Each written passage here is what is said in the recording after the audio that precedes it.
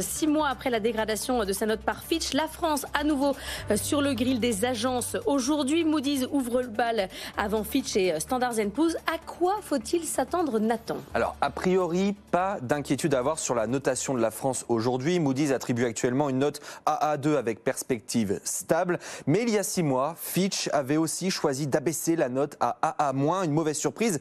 Et la France reste donc sous étroite surveillance des agences. L'un des pays les plus endettés d'Europe, l'un des plus lents aussi à réduire son déficit, encore attendu à 4,4% l'année prochaine. Alors oui, 16 milliards d'économies sont prévues dans le budget 2024, mais elles correspondent principalement à la fin des aides sur l'énergie.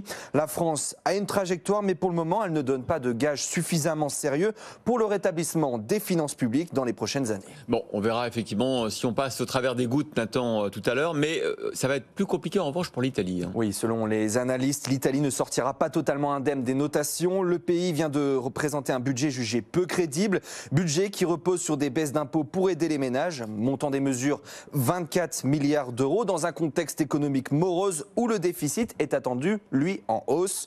Un relâchement budgétaire déjà pénalisé sur les marchés. Ce soir, c'est S&P qui donne sa note et qui pourrait abaisser sa perspective avant une éventuelle baisse de note plus tard. Évidemment, une dégradation aurait de graves conséquences, notamment un rebond de l'écart des taux avec l'Allemagne.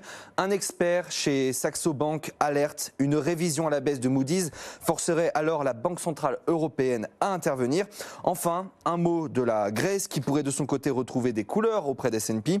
L'agence de notation Scope Ratings avait remonté la note du pays à BBB- en août dernier. Le pays était alors passé de la catégorie spéculative à la classe des investissements considérés comme peu dangereux, une première depuis la crise de 2010. À noter que les agences de notation ont parfois une approche très froide et très clinique des pays. Par exemple, Moody's et Fitch ont soumis la notation d'Israël à examen en vue d'une possible dégradation après le déclenchement de la guerre avec le Hamas.